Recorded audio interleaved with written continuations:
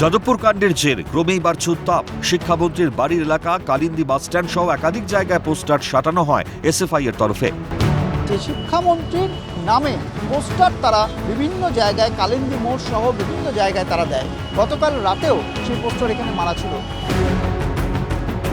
শিক্ষামন্ত্রীর ছবি সম্বলিত পোস্টারে লেখা হয় ওয়ান্টেড ক্রিমিনাল ব্রাত্য বসু। যাদবপুর বিশ্ববিদ্যালয়ের কয়েকজন ছাত্রের ওপর গাড়ি চাপা দিয়ে পলাতক। শুধু তাই নয়, পোস্টারে আরও লেখা হয় সন্ধান পেলে স্থানীয় পুলিশ স্টেশনে জানান। তবে শুক্রবার সকালে কে বা কারা ছিঁড়ে ফেলে দেয় সেই পোস্টার। দেখা যাচ্ছে এদিন সকাল থেকে সেই পোস্টার কিন্তু রাস্তায় পড়ে রয়েছে। কেউ বা কারা তারা ছিঁড়ে দিয়ে গেছে।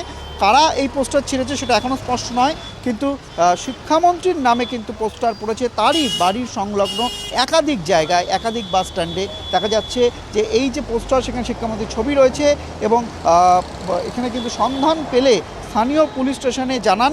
সূত্রের খবর, শিক্ষামন্ত্রী ব্রাত্য বসু, শিক্ষামন্ত্রীর গাড়ির চালক এবং যাদবপুর বিশ্ববিদ্যালয়ের অধ্যাপক ওম প্রকাশ মিশ্রের বিরুদ্ধে এফআইআর করা হয় থানায়। হাইকোর্টের নির্দেশে গ্রহণ করা হয় এফআইআর। তবে পুলিশ কোনো পদক্ষেপ না নেওয়ায় কার্যত ক্ষোভে ফুঁসছেন এসএফআই এর নেতাকর্মীরা।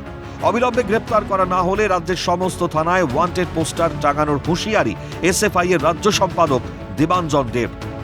ক্রিমিনাল তো বটেই, ওয়ান্টেড ক্রিমিনাল ব্রাত্য বসু।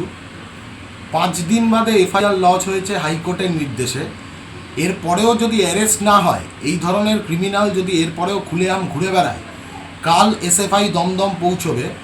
এরপরে অ্যারেস্ট না হলে রাজ্যের মানুষ রাজ্যের সমস্ত থানায় যে ওয়ান্টেড বোর্ড আছে, সেই ওয়ান্টেড বোর্ডে গিয়ে এই ওয়ান্টেড পোস্টার টাঙিয়ে দিয়ে আসবে। অন্যদিকে শিক্ষামন্ত্রীর বাড়ির সামনে নিরাপত্তা ব্যবস্থা আরও জোরদার করা হয়েছে।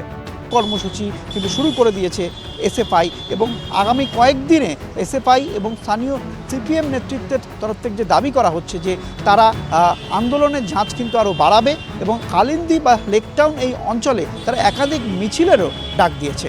ক্যামেরা জ্যাকি সিংয়ের সঙ্গে শান্তন ভট্টাচার্য, ক্যালকাটা নিউজ, কলকাতা।